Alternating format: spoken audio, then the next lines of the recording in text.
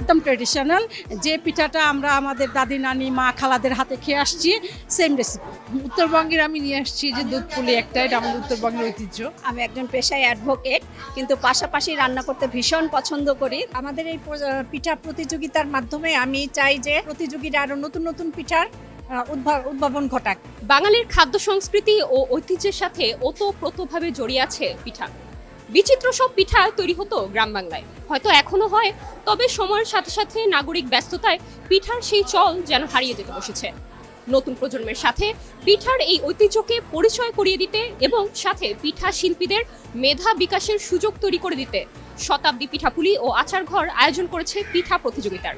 চলুন দর্শক দেখে আসি কেমন চলছে এই আয়োজন। আমার কাছে আছে মুগ পাকন, খিরসা পাকন পিঠা, আর হচ্ছে আপনি মুরগির মাংসের চিতই পিঠা। আমার পিঠার ইউনিক হচ্ছে খিরসা ভরা, স্বাদে অনন্য এবং একটু ঝাল পিঠা। পিঠা প্রতিযোগিতায় অংশ নিয়েছি। আমি এনেছি চিতই পিঠা, দুধ চিতই পিঠা এবং মাছ পিঠা। আমি হচ্ছে উত্তরবঙ্গের, তো উত্তরবঙ্গের আমি নিয়ে আসছি যে দুধ পুলি একটা, এটা আমাদের উত্তরবঙ্গের ঐতিহ্য।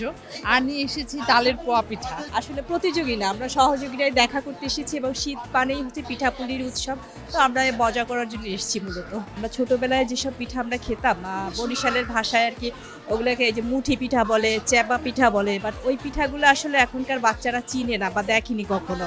একদম ট্রেডিশনাল যে পিঠাটা আমরা আমাদের দাদি নানি মা খালাদের হাতে খেয়ে আসছি সেম রেসিপি। আমি একজন পেশায় অ্যাডভোকেট, কিন্তু পাশাপাশি রান্না করতে ভীষণ পছন্দ করি। তার ফলশ্রুতিতেই আসলে পিঠা উৎসবে অংশ নেওয়া, তো সেই থেকে ছোট্টবেলা সেই ফ্যাসিনেশন থেকে আসলে এই প্রোগ্রামে আসা। আজকের এই যে পিঠার প্রতিযোগিতা, এটা আসলে আয়োজন করেছে কানিজকে। আসলে কানিজের এই মানে স্কুল ওর যেটা এই যে পিঠাপুলি আর আচার রান্নাঘরের, শতাব্দী পিঠাপুলি আচার রান্নাঘরের, এটার বয়স আজকে 11 বছর। ওকে সবসময় আমি দেখেছি যে পিঠা, বিশেষ করে আমাদের আসলে ওর পিঠাগুলাই আমার সবসময় বেশি ভালো লেগেছে আগের থেকে রান্নার বান্নার চেয়ে, কারণ ওকে সবসময় দেখতাম যে ক্রিয়েটিভ ধরনের পিঠা তৈরি করে আনতো। সবচেয়ে ভালো লাগলো যেহেতু সামনে আমাদের পয়লা ফাল্গুন আছে, সবাই ফাল্গুনের মতো সুন্দর সাজে সেজে এসছে, এটা দেখেও খুব ভালো লেগেছে। আজকে আমার 11তম পিঠা প্রতিযোগিতার শুরু হচ্ছে, এখানে প্রতিষ্ঠিত হচ্ছে। আমি আসলে অনেক দিন যাবতই এই পিঠার সাথে জড়িত।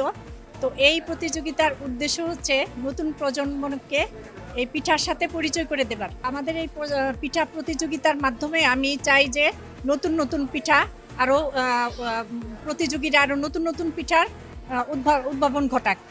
তো এই জন্যই আমার মূলত এই প্রতিযোগিতাটা করা।